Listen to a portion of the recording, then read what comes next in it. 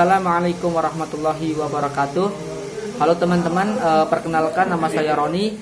Saya dari kelompok 2. Pada kesempatan yang baik ini saya akan memperkenalkan anggota dari kelompok 2. Yang pertama ada saya sendiri Roni.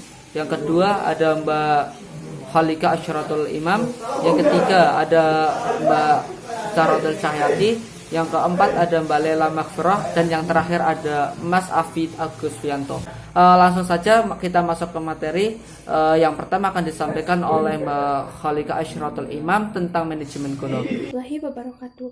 Perkenalkan, nama saya Khalika Asyratul Imam dari Prodi Manajemen. Di sini saya akan menjelaskan materi tentang perkembangan teori dan pemikiran manajemen. Teori manajemen dapat membantu memajukan profesi manajemen.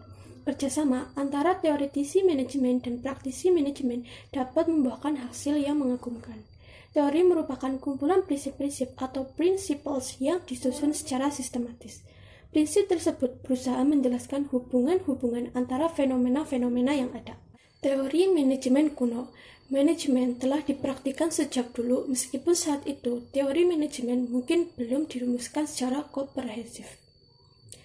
Bahkan barangkali manajemen telah lahir sejalan dengan munculnya peradaban manusia. Sebagai contoh, bangsa Mesir bisa membuat piramida, yaitu bangunannya cukup kompleks dan hanya bisa diselesaikan dengan koordinasi yang baik. 1. Mesir kuno. Peradaban Mesir kuno menghasilkan warisan yang spektakuler, yaitu piramida. Piramida merupakan bangunan raksasa. Untuk membangun konstruksi raksasa tersebut, jelas dibutuhkan yang namanya manajemen. Pasti ada manajer yang bertugas merencanakan, mengorganisasi, dan sebagainya agar bangunan piramida tersebut bisa berdiri. Kedua ada Machiavelli. Pemikir dari Italia ini merumuskan beberapa prinsip manajemen dalam bukunya Discourses yang ditulis pada tahun 1531. Dia menuliskan beberapa prinsip yang relevan dengan manajemen kontemporer. Yang ketiga ada Sun Tzu. Filsuf Cina, Sun Tzu menulis buku The Art of Wars, yaitu seni perang. Prinsip-prinsip yang dikembangkan oleh Sun Tzu: 1. Jika musuh maju, kita mundur. Yang kedua, jika musuh berhenti, kita memprovokasi. Yang ketiga, jika musuh berusaha menghindari perang, kita menyerang. Jika musuh mundur, kita kejar. Keempat ada Adam Smith. Pada tahun 1776, Adam Smith mempublikasikan bukunya The Wealth of Nations. Menurut Adam, suatu tugas bisa dipecah-pecah ke dalam bagian yang kecil. Kemudian tugas tersebut bisa dilatih dan dikerjakan berulang-ulang sehingga orang yang mengerjakan tugas tersebut menjadi sangat ahli. Materi selanjutnya akan disampaikan oleh Zahrotul Cahyati. Selanjutnya adalah teori manajemen klasik. Yang pertama oleh Robert Owen. Robert Owen merupakan manajer dan pemilik beberapa pabrik kapas di Inggris. Pada waktu itu, kondisi kerja di pabrik sangat buruk. Owen sampai pada kesimpulan bahwa manajer harus menjadi pembaru atau reformer. Owen memperkenalkan sistem penilaian terbuka dan dilakukan setiap hari.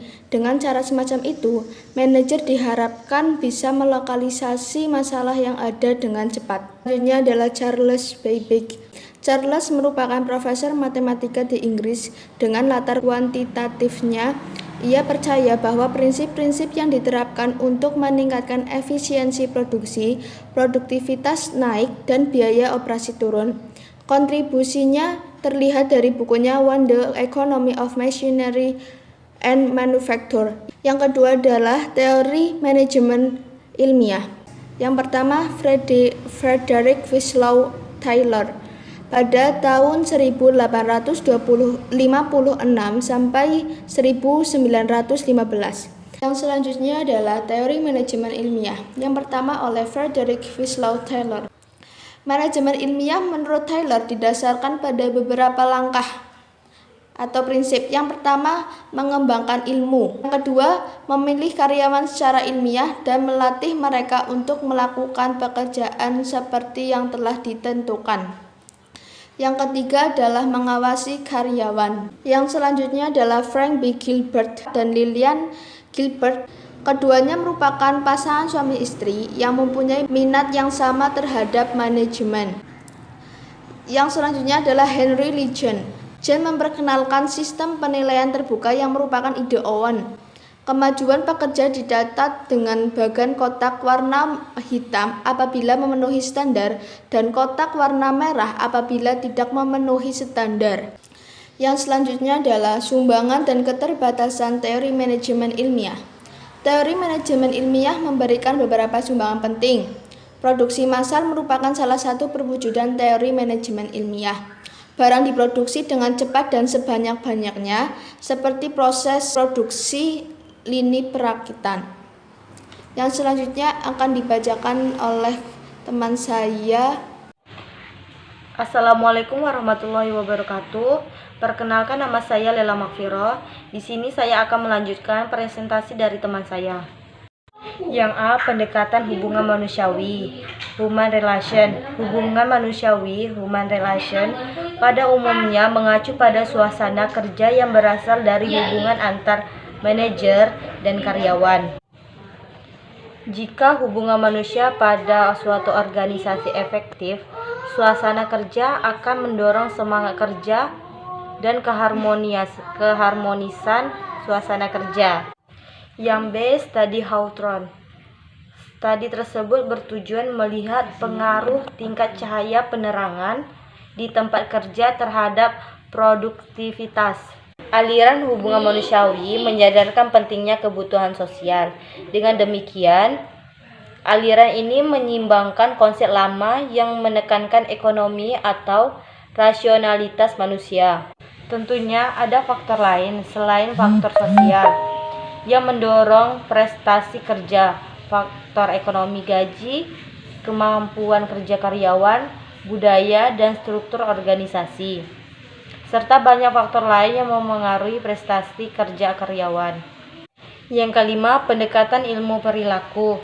Ahli-ahli dalam perilaku menggunakan metodologi dan konsep dari ilmu sosial seperti sosiologi, psikologi, dan antropologi. Yang B, sumbangan dan keterbatasan aliran ilmu perilaku. Aliran ilmu perilaku memberi sumbangan terhadap pemahaman motivasi individu, perilaku kelompok, hubungan interpersonal dalam kerja, dan pentingnya kerja untuk manusia. Baiklah, cukup sekian dari saya. Jika ada salah dan silap, mohon maaf, dan akan dilanjutkan dari teman saya. Assalamualaikum warahmatullahi wabarakatuh. Perkenalkan, nama saya Arif Fianto dari Prodi Manajemen. Di sini saya akan menjelaskan tentang pendekatan kuantitatif. Yang pertama, riset operasi dan manajemen sains. Pendekatan kuantitatif untuk manajemen mulai berkembang sejak Perang Dunia Kedua. Pada waktu itu, Inggris kemudian membentuk tim riset operasi yang dipimpin oleh PMS Blickett. Tim tersebut terdiri atas ahli matematika, fisika, dan ilmuwan lainnya. Inggris berhasil menemukan terobosan-terobosan penting dari tim tersebut. Amerika Serikat kemudian meniru dan membentuk tim riset operasi seperti yang dibentuk Inggris. Ketika perang selesai, model-model dari riset operasi tersebut kemudian diaplikasikan ke industri. Industri juga mengalami perkembangan pesat dengan persoalan-persoalan yang semakin kompleks. Persoalan tersebut tidak dapat lagi dipecahkan dengan metode-metode yang konvensional. Manajemen operasi merupakan variasi lain dari pendekatan kuantitatif. Pendekatan ini lebih sederhana dan dapat diaplikasikan langsung pada situasi manajemen. Beberapa contoh model manajemen operasi adalah pengendalian persediaan seperti ekonomi, order quality, simulasi, analisis, dan program linear. Selanjutnya yang kedua, sumbangan dan keterbatasan pendekatan kuantitatif. Pendekatan kuantitatif memberikan sumbangan penting, terutama dalam perencanaan dan pengendalian. Model-model yang dikembangkan sangat sesuai untuk fungsi tersebut. Sebagian contoh, model CPM bermanfaat untuk merencanakan dan pengendalian proyek. Pendekatan tersebut juga membantu memahami persoalan manajemen yang kompleks. Dengan menggunakan model matematika, persoalan yang kompleks dapat disederhanakan menjadi model matematika. Dengan model matematika, faktor-faktor yang penting dapat dilihat dan diberi perhatian ekstra. Sayangnya, simbol kuantitatif banyak menggunakan model atau simbol yang sulit dimengerti oleh kebanyakan orang termasuk manajer. Pendekatan kuantitatif juga tidak melihat persoalan perilaku dan psikologi manusia dalam organisasi. Meskipun demikian, potensi model kuantitatif belum dikembangkan sepenuhnya. Apabila dapat dikembangkan lebih lanjut, pendekatan kuantitatif akan memberikan sumbangan yang lebih berarti. Terima kasih. Yang selanjutnya akan dibacakan oleh teman saya. Assalamualaikum warahmatullahi wabarakatuh. Baik teman-teman, di sini saya akan mempresentasikan materi tentang teori manajemen kontemporer. Nah, di materi teori manajemen kontemporer ini saya akan membahas tentang hal-hal atau pendekatan-pendekatan yang mengalami perubahan. Nah, ada berapa sih pendekatan-pendekatan yang mengalami perubahan? Kita masuk saja pendekatan yang pertama, yaitu pendekatan sistem. Apa itu yang disebut dengan pendekatan sistem? Sistem ini dapat diartikan sebagai apa? Sebagai gabungan subsistem yang saling berkaitan. Nah, pendekatan sistem ini juga terbagi menjadi beberapa hal. Yang pertama ada sistem terbuka. Nah, sistem terbuka ini berkaitan dengan lingkungan, berbanding terbalik dengan sistem tertutup, yang mana sistem tertutup ini sama sekali tidak berkaitan dengan lingkungan. Yang kedua, pendekatan sistem yang kedua yaitu ada subsistem, di mana subsistem ini bagian dari sistem. Apa saja? Yang pertama ada subsistem keuangan, subsistem pemasaran, ada subsistem produksi, di mana ini digabung menjadi sebuah sistem perusahaan. Dan yang ketiga dari pendekatan sistem ini adalah sinergi. Sinergi ini dikaitkan dengan apa? Merger atau perusahaan-perusahaan yang bersatu, di mana perusahaan-perusahaan yang bekerjasama atau bersatu ini akan lebih efisien dan efektif dibandingkan dengan perusahaan yang berjalan sendiri-sendiri. Yang keempat, di sini ada batasan sistem. Batasan sistem ini berhubungan dengan lingkungan, dan dalam sistem terbuka ini batas tersebut menjadi fleksibel dibandingkan dengan batas-batas yang memilih dengan sistem tertutup. Yang keempat dari pendekatan sistem ini ada aliran. Pendekatan sistem yang kelima yaitu feedback atau umpan balik, di mana feedback atau umpan balik tersebut diberikan kepada orang-orang yang tepat dalam perusahaan. Nah, di sini kemudian feedback tersebut diproses dengan baik. Jika ada sesuatu yang keluar dari rencana atau tidak sesuai dengan rencana, maka bisa dilakukan dengan cara evaluasi. Baik, yang keenam yaitu ada pendekatan sistem entropi, di mana proses sistem tersebut menuju kehancuran.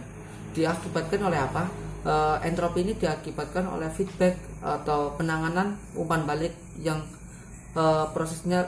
proses lebih lanjutnya tidak ditangani dengan baik. Baik, pendekatan yang mengalami perubahan selanjutnya nomor 2 adalah pendekatan situasional, di mana pendekatan situasional ini lebih fokus kepada orang-orang yang terbaik, orang-orang yang tekniknya lebih baik, kemampuannya lebih baik, dan semua itu bertujuan untuk mencapai tujuan organisasi.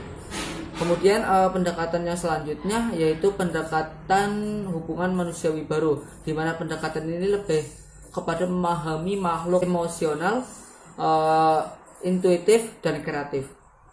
Dan pendekatan yang terakhir yaitu pendekatan integratif, di mana manajer harus mampu melibatkan ketergantungan kepada antar bagian dalam organisasi, di mana pengaruh lingkungan eksternal dan ketertarikan, keunikan dari situasi ini yang dapat dihadapi.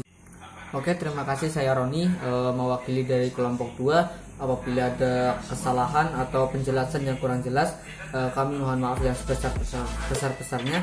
Terima kasih. Presentasi dari kelompok 2. Billahi taufiq wal hidayah. Wassalamualaikum warahmatullahi wabarakatuh.